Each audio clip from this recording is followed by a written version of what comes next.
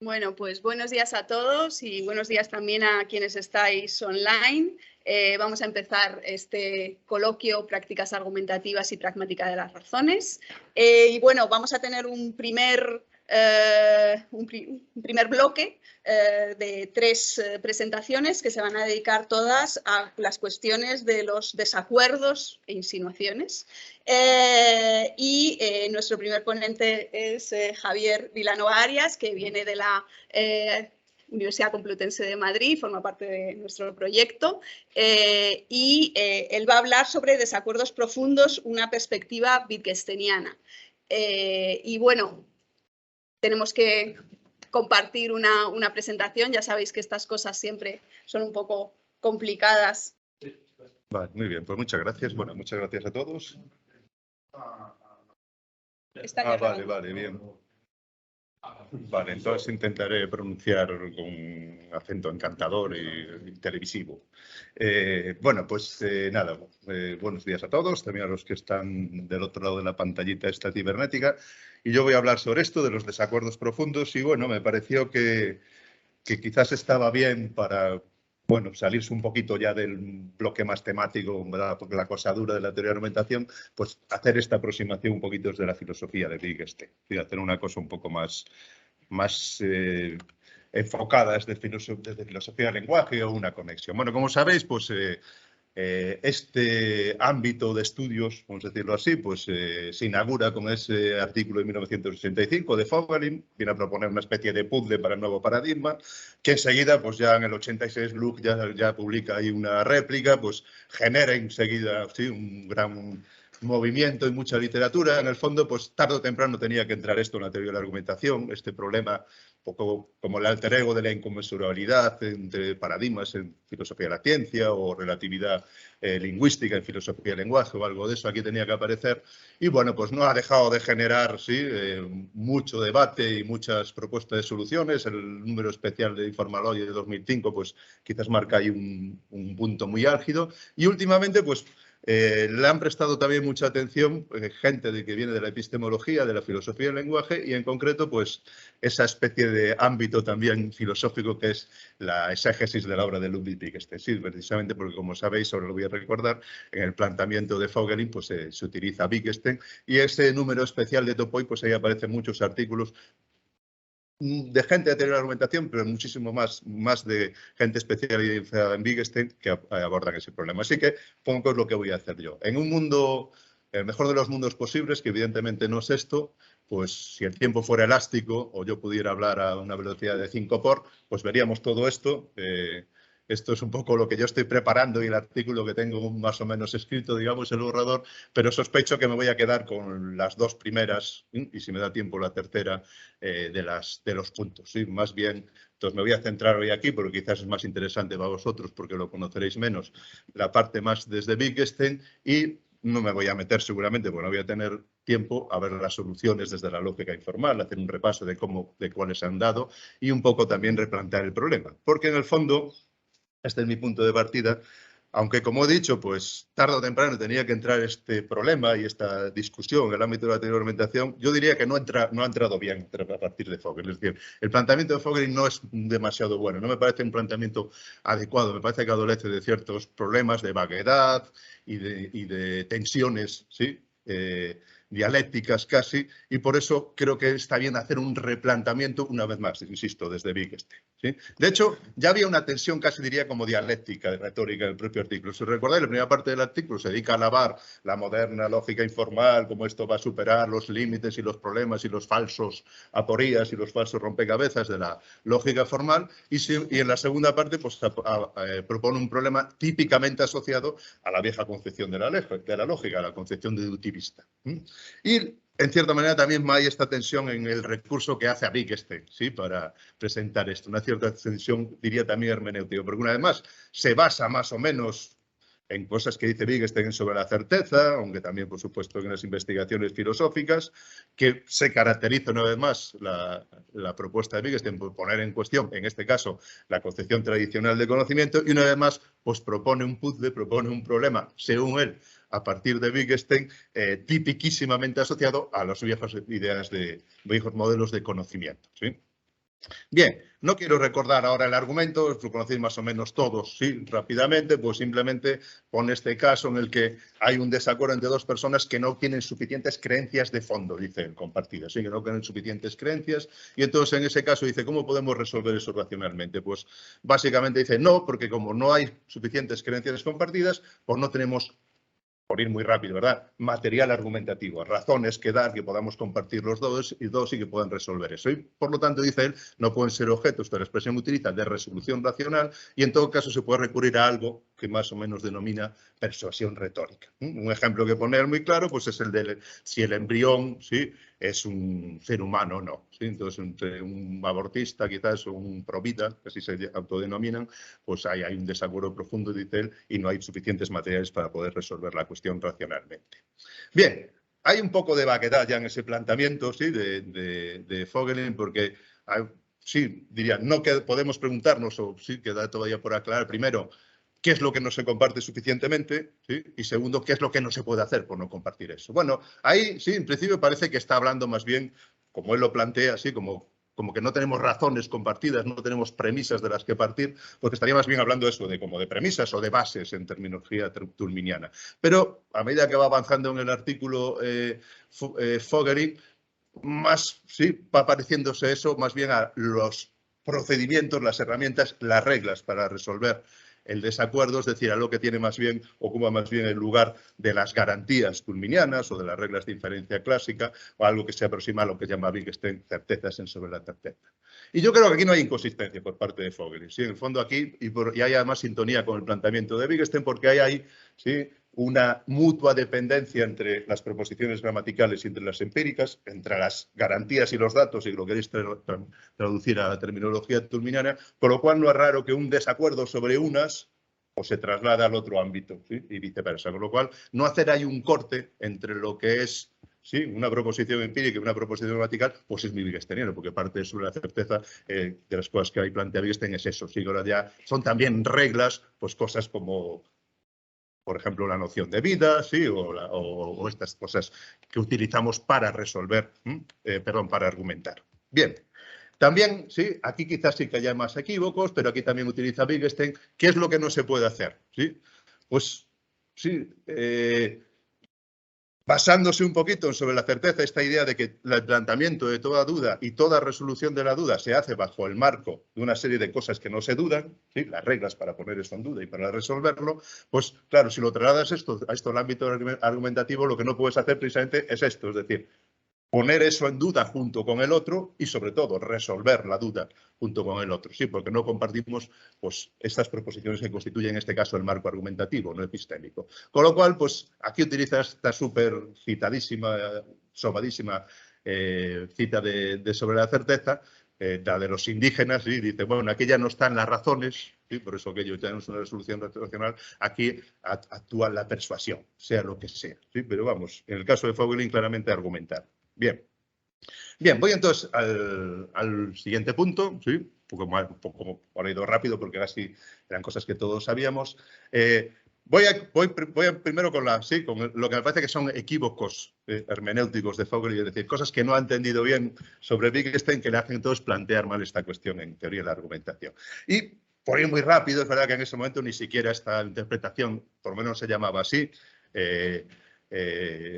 digamos, estaba tan en boga, pero está claro que se ascribe a esta línea de lectura sobre la certeza que se tiende a llamar framework interpretation, ¿sí?, la de interpretación del marco. Básicamente, pues esto que ya casi aludía antes, ¿sí?, como que ¿sí?, siempre hay algo como un marco epistémico, ¿sí?, en el que se plantean las dudas y se resuelven y que las proposiciones que componen ese marco no se pueden poner en duda, ¿sí?, porque entonces sí hay una especie de bueno, pues de contradicción pragmática. Según esta interpretación, sí, pues sí, casi un poco en términos kantianos, sí, pues tales proposiciones gramaticales no pueden ser puestas en duda. Bueno, pues este es el error, sí. En realidad habría que llegar a la vez. Para empezar, sí, Wittgenstein nunca dice que no se pueda poner en duda alguna proposición gramatical o ninguna de ellas en particular. Lo que dice muchas veces, insiste, es que no se pueden poner en duda todas a la vez. Claro, lo absurdo del escepticismo filosófico, ¿verdad? Del estético filosófico, del Pirrón, es que intenta poner en duda todo a la vez. Así es imposible, así no se puede jugar. Pero eso no quiere decir que no podamos poner en duda una de ellas o alguna de ellas individualmente. Y de hecho, en el libro, esto no lo voy a repasar yo ahora porque son varios puntos, pues hay muchos lugares y muchas maneras distintas en las que Wittgenstein apunta esa posibilidad de ponerlas en duda, ¿sí? Ahí tenéis unas cuantas, ni lo voy a leer, ¿sí? No lo voy a repasar, porque en realidad no hace falta hacer ese repaso. Basta con recordar que las certezas, con la noción de proposición gramatical, en Wittgenstein, como todo, tiene una raíz contextual. Y no se puede recordar que Wittgenstein. No vale poner ahí una cosa en la pizarra y preguntarse ahora qué significa, si está justificado, qué tipo de proposición hay. Hay que verla funcionando en la situación. Y es la situación la que tiene siempre la última palabra, con lo cual algo que puede ser una certeza en una situación puede dejar de serlo en otra, ¿sí? Y si además a esto lo sumamos algo también sí tan destacado por Wittgenstein como es la variedad, la amplia variedad de juegos de lenguaje, de prácticas lingüísticas y argumentativas y epistémicas diferentes, pues es natural esperar que lo que aquí es certeza, aquí no lo es, en esta situación, en este ámbito, en esta práctica, ¿sí? Como digo ahí, lo que es una situación no lo es en otra. Por ejemplo, por ir ya un poco a los ejemplos que maneja Vogelin, pues lo que sería una proposición gramatical estructural es la terminología que utiliza Vogelin basándose en Pandan, pero viene a ser lo mismo, ¿sí? Es una interpretación de ese framework, ¿sí? Del marco. En un contexto, por ejemplo, pues que un hombre fecundado es un ser humano, quizás en una investigación biológica, pues quizás no lo es en otro, ¿sí? Pues por ejemplo en un debate moral sobre el aborto, ¿sí? O lo que podría ser una proposición gramatical en un contexto como poner el ejemplo que pone el del helado, ¿sí? Dice, bueno, el tipo de, si el helado sabe mejor derretido o no, sería un tipo de esas proposiciones estructurales que podrían dar lugar a desacuerdos profundos, ¿sí? No podemos decidir, ¿sí? El ejemplo que pone él, si compramos antes el helado o después, ¿sí? Cuando hacemos la lista de la compra, cuando estamos haciendo la compra. Bueno, pues ¿cómo voy a decir? Pues que el helado sabe peor derretido. Pues seguramente es una proposición estructural en nuestro día a día, cuando hablo con vosotros, que nosotros sabemos que no nos gusta el helado derretido, pero quizás en un debate gastronómico sobre Nouvelle Cuisine, o a ver si me apuráis, en una secta, ¿sí? Que hace un culto al helado, pues igual eso deja de serlo, vaya usted a saber qué.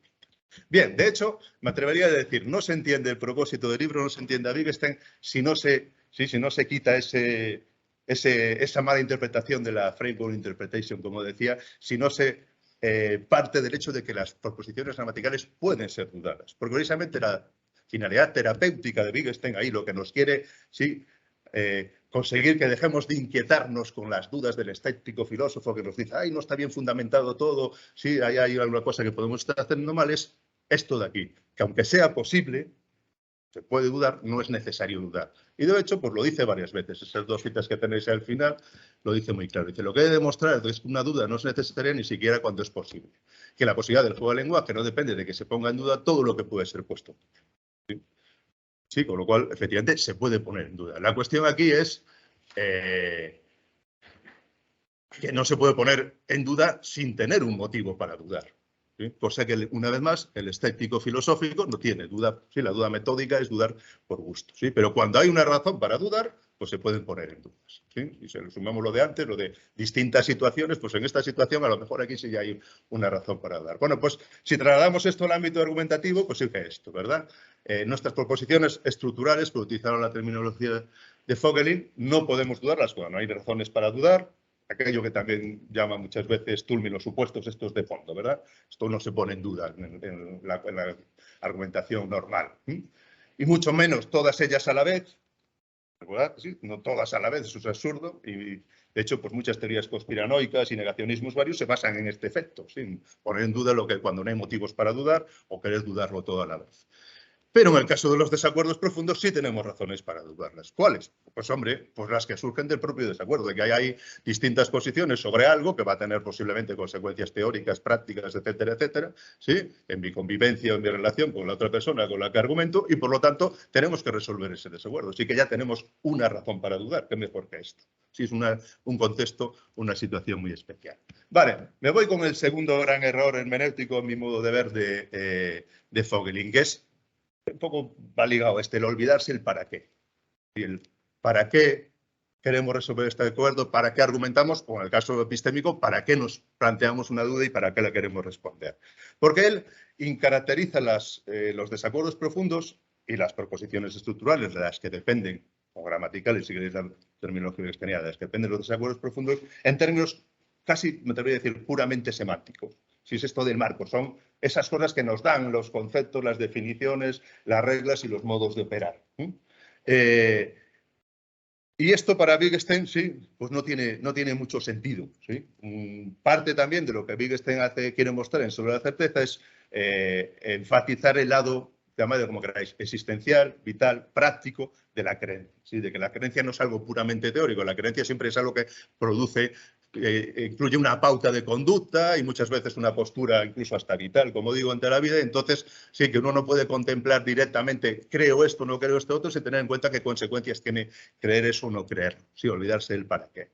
De ahí entonces que, contrariamente a lo que dice ahí Vogelin, es decir, que un desacuerdo puede ser intenso sin ser profundo, y él pone, por ejemplo, el ejemplo del helado derretido, dice, bueno, sí, pues ahí no podemos resolver la cuestión, aunque en el fondo nos importaría muy poco, ¿sí? A lo mejor si somos gourmets no, pero sí, a los normales nos interesa muy poco en realidad esa proposición. Pues es justo al revés, eso no es un desacuerdo profundo, ¿sí? Porque no es intenso, porque no nos importa. ¿Sí? Aquí entonces, los desacuerdos profundos son aquellos que versan sobre cosas que nos importan existencialmente, que nos importan vitalmente. ¿Sí? De hecho, como digo, esto choca tanto con la concepción general del significado de las investigaciones filosóficas. Recordad, no se puede separar sentido de finalidad. ¿Sí? ¿Para qué sirve la oración? ¿Por qué discutimos esto? De lo que dice, y también la propia concepción del conocimiento, como he dicho. ¿Sí? Entonces, habría que darle la vuelta a Vogelin. Como digo, ahí un desacuerdo sobre si los helados derretidos también son ricos no sería casi nunca profundo, quizás en un congreso sobre el buen sí, o como digo, si tenemos una secta de culto al helado, y del mismo modo un debate sobre si un óvulo fecundado es una persona, pues quizás será profundo, cuando estamos tomando ahí afecta convicciones ideológicas, sociales, etcétera, quizás no lo es, por ejemplo, para un biólogo que puede tomarlo como una definición operativa y punto, ¿verdad? O a lo mejor para un sociólogo, que ahí no le importa demasiado. Bien, voy ahí, que creo que me va a dar tiempo, aunque lo voy a sugerir muy rápidamente, pues dónde creo que uno se puede ir a la obra de Wittgenstein y buscar medios, recursos más bien, ¿sí? Puertas para resolver desacuerdos profundos, ¿sí? Si hubiera tenido bien en cuenta la concepción del lenguaje, sobre todo de Wittgenstein. Para empezar, algo que también es un error típico de la interpretación esta framework, ¿sí? Que es yo me atrevo a decir también un error muy típico de la epistemología en general de la filosofía contemporánea, que es tomar lo que yo llamo el mito del marco, tomar ese conjunto de modus operandi, ¿sí? De proposiciones estructurales como si fuera una especie de bloque monolítico que tengo que coger o dejar. ¿Sí? Bueno, pues los marcos son fragmentables, ¿sí? Como existe muchas veces Wittgenstein, ¿sí? ¿sí? En las situaciones, dada esa variedad de juegos de lenguaje, pues en ciertas situaciones utilizo unas cosas y en otras otras. ¿Sí? Y de hecho, en realidad no hay nada como un marco. No hay ninguna sociedad, ninguna comunidad, ni ninguna persona que tenga algo así como un marco. Lo que tiene son muchas reglas, muchos procedimientos, muchas certezas diferentes que va utilizando en distintas situaciones y muchas veces incompatibles entre sí. Sí, aquí soy profesor de filosofía y aquí soy forofo de fútbol. Aquí soy creyente cristiano y aquí soy notario, sí, del ayuntamiento. ¿Sí? Como digo, en realidad hay desacuerdos profundos también con nosotros mismos. Bueno, pues si son fragmentables, pues lo que podemos hacer es, mira, si esto no lo compartimos tú y yo, vale, pues sí, esto vamos a extraerlo tú y yo, pero vamos a ir a lo que sí compartimos y vamos a poder discutir a partir de ahí. Por ejemplo, la solución que propone Pritchard, basándose en Wittgenstein, pues va por ahí. ¿Sí? Esta idea que existe también, este holismo, en el fondo, que es también uno de los rasgos, el holismo epistémico, pero también argumentativo, uno de los rasgos también que enfatiza Wittgenstein sobre la certeza. ¿Sí? Es decir, bueno, pues puedes quitar esto, pero tienes todavía esto otro. Bien, punto 2. Las reglas son flexibles. También todas las consideraciones sobre seguir una regla de Wittgenstein hacen ver que, mira, la regla no es algo que se aplica mecánicamente y que te da una respuesta sí o no, sino que la regla tiene que ser adaptada a la situación y tiene que ser adaptada creativamente. Sí, tengo que variar y ver cómo la puedo aplicar ahí, ¿sí? Y algunas situaciones, aparte, como digo, muy imaginativamente, porque es una situación anómala, ¿sí? Bueno, pues una vez más, podemos intentar cambiar nuestras reglas. Veis un poquito aquí de Gadamer, ¿sí? Yo intento también, ¿sí? Adaptar mi regla, ¿sí? A la tuya y tú intentas adaptar a la mía y un poco llegamos a un horizonte ahí de comprensión. Podemos entonces modificar nuestras reglas para intentar acercarlas al otro. Por ejemplo, pues igual no partimos de la misma concepción del ser humano, pero sí, podemos intentar adaptar esta nuestros conceptos, una vez más, utilizando otras cosas, pues quizás nuestra idea de justicia, de bienestar, etcétera, etcétera, para poder llegar a una concepción que nos mantenga, que nos contenta a los dos, por lo menos para resolver esta disputa, este problema. Y por último, quizás el más ambicioso aquí, y que muchas veces se olvida, que las reglas también las podemos crear. ¿Sí? Esto que la cita famosa también, de Wittgenstein, de eso, de que podemos construir las reglas sobre la marcha, podemos modificar las reglas sobre la marcha y podemos construir las reglas sobre la marcha. Con lo cual, pues si no tenemos conceptos suficientes, si no tenemos procedimientos suficientes, pues los podemos crear. ¿Sí? Déjame ver cómo pongo esto. Muy rápido. Sí, no, sí, ya está, sí, en el fondo acabamos. Sí, precisamente casi como, podemos sí producir conceptos nuevos para resolver este problema. Si no, simplemente, pues ya, ¿qué me queda? ¿Me queda un minuto? Nada, es igual, bueno, me lo robo yo, me invento un minuto aquí. Simplemente enseñar, ¿sí? Este minuto no existe, simplemente por estrategia de marketing, pues probar lo que no voy a enseñar, que sería precisamente cómo dentro del modelo argumentativo de la lógica informal y de las soluciones, entonces y lo que hago es un repaso de las soluciones más o menos que hay por la literatura, pues precisamente se puede ver cómo se avanza en esas tres vías que decía yo ahí, ¿sí? De cambiar las reglas, de modificar, de hacerlos fragmentados. ¿Sí? Entonces, bueno, y simplemente para que se vea que he trabajado mucho, pues veo ahí los nombres, Toulmin, etcétera, etcétera. Muy bien, pues muchas gracias.